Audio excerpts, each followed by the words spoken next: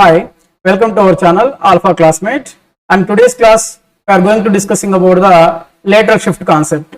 Lateral shift. So lateral shift ante entante the distance between the incident and emergent ray is called lateral shift. So ikkada distance between incident and emergent rays is called as lateral shift ga తీసుకుంటాం. Once look at the diagram. So ఇది ఒక glass lab అమ్మా. ఈ glass lab లో ఇక్కడ ఇదేమో incident ray,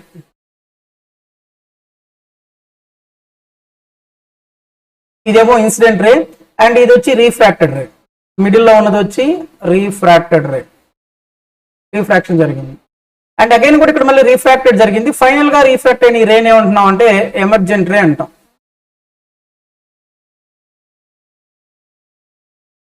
so ఇది incident ray. Incident ray వచ్చి ఈ గ్లాస్ స్లాబ్ మీద పడింది. ఈ గ్లాస్ స్లాబ్ పాయింట్ దగ్గర మనం నార్మల్ గీసాం. సో ఇది యాంగిల్ ఆఫ్ ఇన్సిడెన్స్ అయితే ఇది యాంగిల్ ఆఫ్ రీఫ్రాక్షన్ అవుతుంది. సో దట్ రీజన్ ఇది రీఫ్రాక్టెడ్ రే. తర్వాత మళ్ళీ ఏమవుతుందంటే ఇక్కడ ఇది యాంగిల్ ఆఫ్ ఇన్సిడెన్స్ గా కన్సిడర్ అయ్యి ఇది యాంగిల్ ఆఫ్ రిఫ్రాక్షన్ గా వెళ్ళిపోవాలి బయటికి. సో ఈ ఫైనల్ గా వచ్చిన రేన్ ఏమంటున్నాం అంటే ఎమర్జెంట్ రే అంటున్నాం. అంటే ఈ గ్లాస్ ల్యాబ్ ద్వారా ఇక్కడ ఒక లైట్ ఎంటర్ అయ్యింది, గ్లాస్ లో ట్రావెల్ అయింది, మళ్ళీ బయటికి రేర్ మీడియం బయటికి వచ్చేసింది. సో ఇక్కడ మనం లేటరల్ షిఫ్ట్ కాన్సెప్ట్ ని ఎలా కన్సిడర్ చేయొచ్చు అంటే ఇన్సిడెంట్ రేకి ఎమర్జెంట్ రేకి మధ్యలో డిస్టెన్స్ అంటున్నాడు. ఇన్సిడెంట్ రేకి ఎమర్జెంట్ రేకి మధ్యలో డిస్టెన్స్ అంటే ఈ ఇన్సిడెంట్ రేని మనం ఎక్స్టెండ్ చేసుకోవాలి. ఇన్సిడెంట్ రేని మనం ఇలా ఎక్స్టెండ్ చేసుకుంటే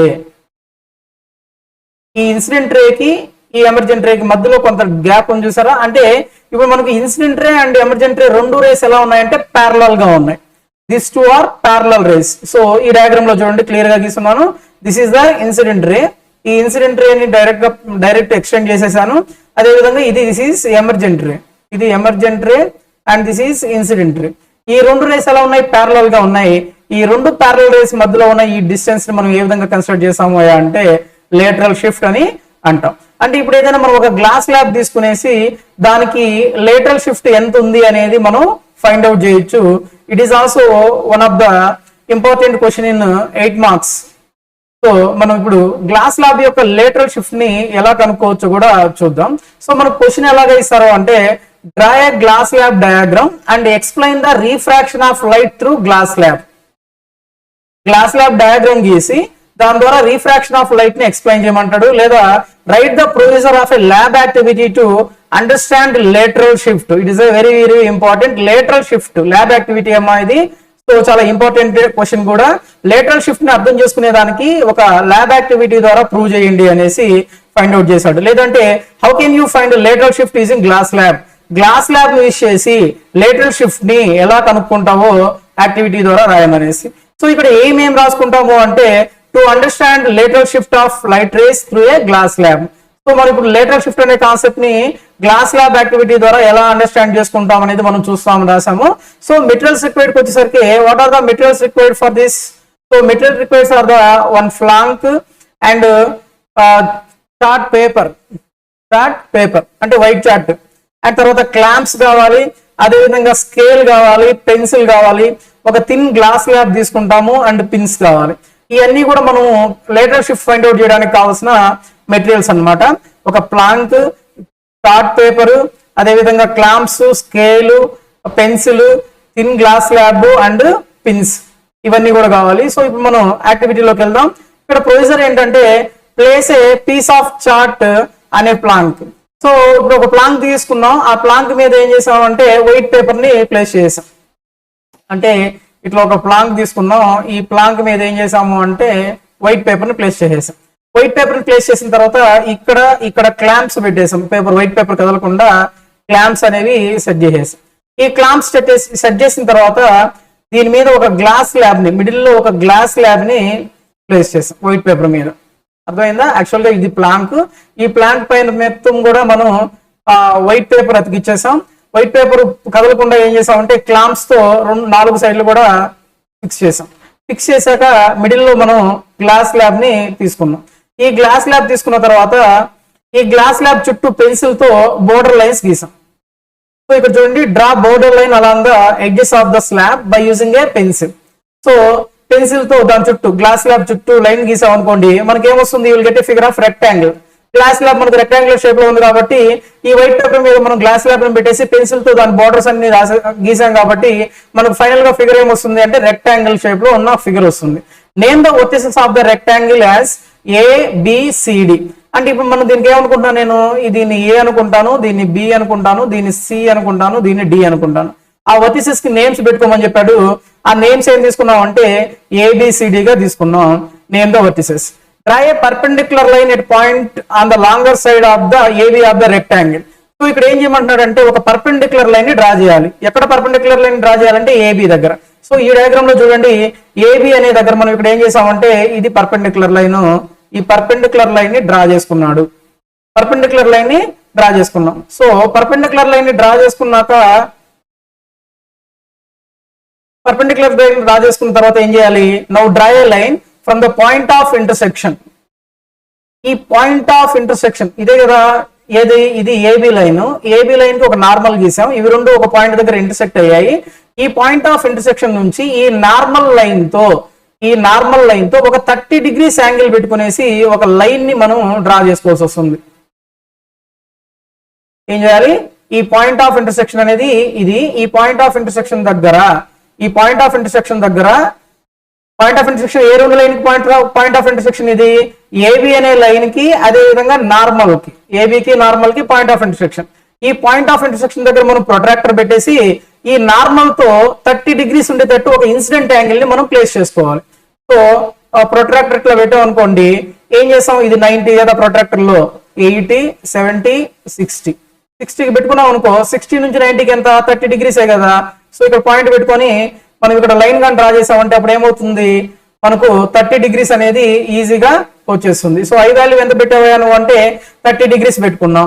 సో 30 degrees పెట్టాక ఏం చేయాలి అంటే this is represented in the incident రే. అప్పుడు దీన్ని ఏమనుకుంటాం అంటే ఒక ఇన్సిడెంట్ రేగా తీసుకోవాలి.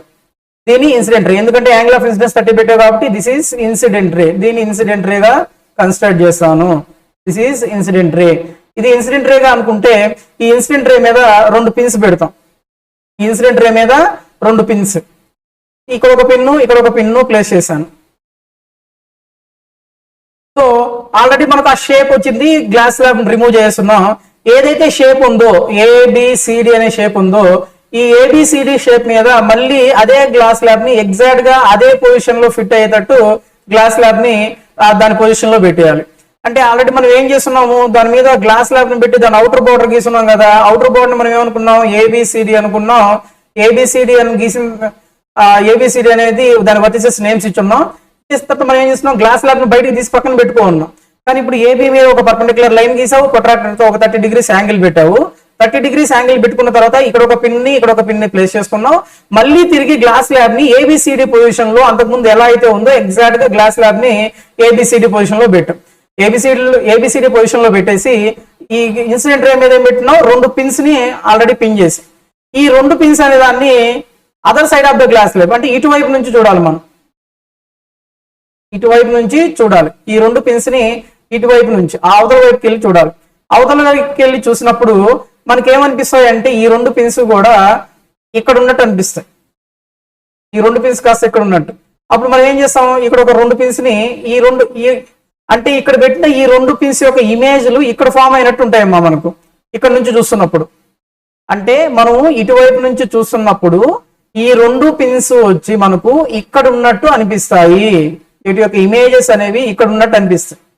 ఈ 2 ఇమేజ్ ఇక్కడ ఉన్నాయి కాబట్టి మనం అటువైపు నుంచి చూస్తున్నాం కాబట్టి మనకి ఏమనిపిస్తుంది, ఈ 2 పిన్స్ ఇక్కడ ఉన్నాయి. ఈ 2 పిన్స్ ప్లస్ ఇప్పుడు మనం పెట్టే పిన్ను, ఇదొక పిన్ను, అదే విధంగా ఇదొక పిన్ను, ఈ 4 కూడా ఒకే లైన్ లో ఉన్నట్టుగా పెట్టుకోవాలి. అంటే మనం ఇటువైపు నుంచి చూస్తున్నప్పుడు ఈ 2 పిన్స్, అంటే యాక్చువల్గా ఇవి యాక్చువల్ పిన్స్ కాదు, ఇవి 2 ఇమేజెస్. ఈ 2 ఇమేజెస్ తో మనం పెట్టే 2 పిన్స్, ఇటువైపు మళ్ళీ ఇంకో 2 పిన్స్ పెట్టాలి. ఆ 2 పిన్స్ ప్లస్ ఈ ఇమేజెస్ ఆఫ్ 2 పిన్స్ కూడా ఈ 4 పిన్స్ ఒకే స్ట్రైట్ లైన్ లో ఉన్నట్టు మనం పెట్టుకోవాలి ఇటువైపు నుంచి చూసి. కానీ యాక్చువల్ గా ఒకే స్ట్రైట్ లైన్ లో ఉండవు. కానీ మనం ఇక్కడ నుంచి చూసినప్పుడు మనకి ఏమనిపిస్తుంది అంటే మనకు ఈ పిన్స్ కనిపించవు. ఈ పిన్స్ కనిపించకుండా వీటి యొక్క ఇమేజెస్ అవే కనిపిస్తాయి. ఈ 2 ఇమేజెస్ ఇక్కడ ఒకటి ఉన్నట్టు అనిపిస్తుంది. అందువల్ల మనం ఏం చేస్తాము అంటే 2 more పిన్స్ ని ఇటువైపు పిన్ చేయాలి.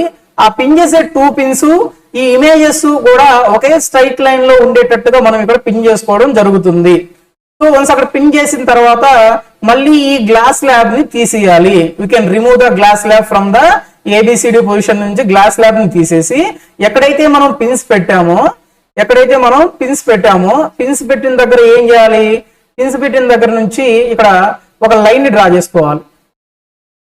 ఇక్కడ ఒక పిన్ పెట్టాం, ఇక్కడ ఒక పిన్ పెట్టాం కదా, ఈ పిన్స్ పెట్టిన దగ్గర ఒక లైన్ ని డ్రా చేయాలి. ఈ లైన్ డ్రా చేసినప్పుడు ఈ లైన్ అనేది మనకు ఇక్కడ పెట్టిన ఈ రెండు పిన్స్, ఇక్కడ ఒక పిన్ పెట్టాం, ఈ రెండు పిన్స్ ని కలుపుతూ ఒక లైన్ ని డ్రా చేస్తే ఈ లైన్ అనేది మనకు సిడి అనే దాని మీద ఒక పాయింట్ దగ్గర ఇంటర్సెక్ట్ అవుతుంది. ఏ పాయింట్ దగ్గర అయితే ఇంటర్సెక్ట్ అవుతుందో ఆ పాయింట్ దగ్గర మనం ఒక నార్మల్ లైన్ ని డ్రా చేయాలి. నార్మల్ లైన్ ని డ్రా చేసి ఈ రేని ఏమనుకుంటాం అంటే ఎమర్జెంట్ రే అనుకుంటాం. దీన్ని ఎమర్జెంట్ రే అనుకుంటాం. ఈ ఎమర్జెంట్ రేకి అండ్ నార్మల్ కి మధ్యలో ఉన్న యాంగిల్ ని మెజర్ చేయాలి. ఎంత ఉంది అనేది మెజర్ చేయాల్సి వస్తుంది. ఇక్కడ మనం ఎంత పెట్టాము, 30 degrees పెట్టాము. ఇక్కడ ఎమర్జెంట్ రే యాంగిల్ కూడా ఎంత వస్తుందయ్యా అంటే 30 degrees వస్తుంది. ఇక్కడ కూడా 30 degrees వస్తుంది. సో దీనికి మనం తర్వాత ఈ పాయింట్ నుంచి ఈ పాయింట్ మధ్యలో ఉన్న ఈ రేని కూడా మనం కరెక్ట్ చేసుకోవాల్సి వస్తుంది. ఓవరాల్ గా ఇదైతే ఏమో ఇన్సిడెంట్ రే, ఇది ఇన్సిడెంట్ రే, ఇదేమో ఎమర్జెంట్ రే. ఇక్కడైతే ఎంత యాంగిల్ ఆఫ్ ఇన్సిడెన్స్ అయితే పెట్టామో మనకి యాంగిల్ ఆఫ్ ఎమర్జెన్సీ కూడా అంతే వస్తుంది. ఒకసారి చూడండి ఇక్కడ. సో ఇక్కడ మనం ఇక్కడ మెజర్ చేసి దాన్ని యాంగిల్ ఆఫ్ ఎమర్జెన్సీ గా తీసుకుంటాం. ఎందుకంటే ఎమర్జెంట్ రేకి నార్మల్ కి మధ్యలో ఉంది కాబట్టి this angle is called as a angle of emergence గా తీసుకుంటాం. Angle of emergence. ఇక్కడ ఈ యాంగిల్ ఏమో యాంగిల్ ఆఫ్ ఇన్సిడెన్స్ అంటాం కదా, angle of incidence. Angle of emergence and angle of incidence రెండు కూడా ఈక్వల్ గా ఉంటాయి. అండ్ మనం కానీ ఈ ఇన్సిడెంట్ రేని కానీ ఎక్స్టెండ్ చేసాం అనుకోండి, ఎక్స్టెండ్ చేస్తే ఈ ఇన్సిడెంట్ రేకి ఎమర్జెంట్ రేకి మధ్యలో కొంత డిస్టెన్స్ వస్తుంది. ఈ డిస్టెన్స్ నే మనం ఏమంటాము అంటే లేటరల్ షిఫ్ట్ గా కన్సిడర్ చేస్తాం. మనం ఎన్నిసార్లు చేసినా ఈ గ్లాస్ స్లాబ్ యొక్క లేటరల్ షిఫ్ట్ అనేది మారదు. సో మనం ఇక్కడ 30 అయినా పెట్టుకోవచ్చు, 40 అయినా పెట్టుకోవచ్చు, ఏ యాంగిల్ పెట్టుకొని చేసినా కూడా మనకు లేటరల్ షిఫ్ట్ అనేది ఎగ్జాక్ట్ గా ఈక్వల్ గానే వస్తుంది. So the distance between the parallel rays is called lateral shift. ఇక్కడ మనకు లేటరల్ షిఫ్ట్ ఏంటి అంటే distance between the two parallel rays. ఇక్కడ టూ ప్యారలల్ రేస్ ఏ ఉన్నాయి అంటే ఏ రెండు ప్యారలల్ రేస్ అని చెప్తాము. ఇక్కడేమో వన్ ఈస్ ఇక్కడేమో ఇది ఇన్సిడెంట్ రే కదా, ఇన్సిడెంట్ రేని ఇలా ఎక్స్టెండ్ చేసుకుంటాం.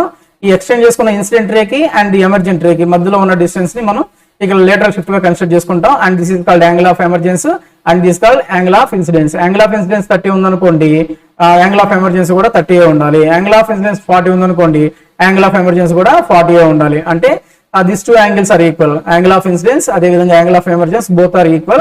And you can extend the incident ray. ఈ ఎక్స్టెండ్ చేసిన ఇన్సిడెంట్ రే కి అండ్ ఎమర్జెంట్ రే కి మధ్యలో ఉన్న డిస్టెన్స్ ని మనం లేటరల్ షిఫ్ట్ గా కన్సిడర్ చేసుకుంటాం. This is one of the important question in public examinations. Okay, if you like this video, please share and subscribe.